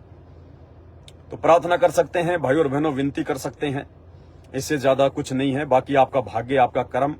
परमात्मा कहते हैं सकल पदार्थ है जग, भाई सकल पदार्थ है जग माही, और भाग्य बिना नर पावत नाही। तो आपके भाग्य में अगर होगा परमात्मा, सुख अगर यदि आपके भाग्य में होगा तो आप सत्संग सुनोगे, ना चाहते हुए भी सुनोगे। और अगर आपकी किस्मत ही फूटी पड़ी है, आपकी किस्मत में ही यदि वो पत्थर भरे पड़े हैं, तो भाई अगले जन्म में गधा कुत्ता बनने से आपको कोई रोक नहीं सकता। इस जन्म में भी, आज भले ही आप कितने बड़े पैसे वाले हो, आप धनी हो, आपके पास में गाड़ी घोड़े हैं, लेकिन भाई आने वाले 3 से 4 वर्षों में अगर रोड पे ना आ जाओ, अगर रोड पे ना आ जाओ और हाथ में यदि आपके कटोरा ना आ जाए, तो इस पवन दास की इस वीडियो में कही गई बातों को बोल देना भाई। इन 4 वर्षों में पूरा मंजर चेंज हो जाएगा, पूरा मंजर। राई से पहाड़ और राई और पहाड़ से राई होने वाली है। परमात्मा धरती पर आया हुआ है, केवल उनकी मौज मचेगी जो भक्ति करेंगे, जो यथार्थ भक्ति करेंगे, जो सत्य भक्ति करेंगे, जो संत रामपाल जी के शरण में आकर भक्ति करेंगे, उनकी मौज मचेगी। और बाकी थल्ले थल्ले आएंगे, सारे थल्ले थल्ले। यदि अभी भी आपको अहंकार है, घमंड है, तो अपनी जिद पे अड़े रहना। और 4 साल के बाद में, आज फॉर्च्यूनर में चलने वाला, अगर हाथ में उसके भीख का कटोरा ना आ जाए तो कह देना। ऐसा समय आ रहा है आने वाले समय में। तो आज के वीडियो में केवल इतना ही। बाकी आप समझदार हैं, जैसा करोगे वैसा पाओगे, जितना गुड़ डालोगे उतना मीठा होगा, तो आप सब जानते हो भाई। और देख ही रहे हो हालात क्या हो रहे हैं, किस कदर गर्मी बढ़ रही है। दुबई में क्या हुआ, राजस्थान के बीकानेर में क्या हुआ है, राजनीति में क्या होने वाला है, देश में क्या होने वाला है, विश्व स्तर पर क्या चल रहा है, तरह तरह के अब आने वाले समय में वायरस वगैरह। अब ये बरसात का महीना आ रहा, फिर देखना कहाँ कहाँ बाढ़, भूकंप, बादल फटेंगे, क्या क्या होगा। तो क्या कुछ ना हो जाए, किसके साथ हो जाए, भरोसा है क्या। आप लोगों ने बैंकों वाले इंश्योरेंस तो बहुत करवा रखे हैं, लेकिन परमात्मा वाला इंश्योरेंस आप लोगों के पास में नहीं है। अरे परमात्मा वाला इंश्योरेंस नहीं है आपके पास में, इसलिए भाई आप चाहे कुछ भी हैं, कब आपके प्राण निकल जाएं, कहाँ मर जाओ, कहाँ एक्सीडेंट हो जाओ, कब क्या रोग हो जाए, कोई भरोसा नहीं है 1 सेकंड का आप लोगों का। भले आप लोग माचे माचे फिर रहे हो, फिरो, लेकिन आप लोगों का इंश्योरेंस सबका फेल है। ये इंश्योरेंस केवल सतगुरु रामपाल जी परमेश्वर जी के भक्तों ने करवा रखा है। जबरदस्त इंश्योरेंस है, और भगवान जिसका इंश्योरेंस कर दे तो काल और महाकाल की भी औकात नहीं है कि उसके भगत के डेथ इंश्योरेंस को तोड़ सके। तो आने वाले समय में देखना, यही है, कहीं मरने वाले नहीं है। हमें तो पक्का विश्वास है जिस दिन हम चाहेंगे उस दिन हम मरेंगे। आप लोगों की तरह एक्सीडेंट में, बीमारी से, हॉस्पिटल में, लड़ाई झगड़ों में नहीं मरते हम। है फिर भगत में जगत में क्या अंतर हुआ, फिर संत रामपाल जी की भक्ति करने का फायदा क्या। जिस दिन हम चाहेंगे 100 साल के या 200 साल के या 250 साल के, हाँ जी, जिस दिन हम चाहेंगे उस दिन हमारा परमात्मा, हमारा गुरु हमें विमान में बैठा कर लेके जाएगा। हम तुम्हारी तरह नहीं मरेंगे। ओए मर गया बेटा, और बोला डॉक्टर ने, आए अरे मेरा पेट दुख गया, अरे कैंसर, अरे फलाना दिखना, जैसे बाबा लोग कर रहे हैं आजकल, ये प्रेमानंद जैसे। चाहे 500 साल जी लेना, लेकिन जब ये संत रामपाल जी का ज्ञान आप सुनने लगोगे तो आपको तो ये जीवन भी भारी लगने लगेगा। 500 साल तो बहुत दूर की बात है। और फिर भी यदि आप चाहते हो कि मैं 500 साल जीना चाहता हूं, तो ये संत रामपाल जी भगवान वो परम शक्ति है, आपको 500 साल भी यही रख देगा, आपको यहीं इनका वचन है, सत्संगों में बोल रखा है, साधु वचन पलटे नहीं चाहे पलट जाए ब्रह्मांड, साधु बोले सहज स्वभाव, साधु का बोला मिथ्या न जाए। बहुत सारी बातें हैं, बाकी आप उनके सत्संग सुनो। मेरा काम तो केवल इतना ही है, ये बातें बोल के कि मैं आपको उनके सत्संग सुनने के लिए थोड़ा सा जो है प्रेरित कर सकूं, आपका भला हो जाए, आपके परिवार का भला हो जाए। नहीं तो दुर्गति आपके दरवाजे पर खड़ी है, और ये दुर्गति कोई ताली और थाली बजाने से भगने वाली नहीं है, ध्यान रख लेना। तो आज के वीडियो में केवल इतना ही। बंदी छोड़ सतगुरु रामपाल जी परमेश्वर जी की जय हो।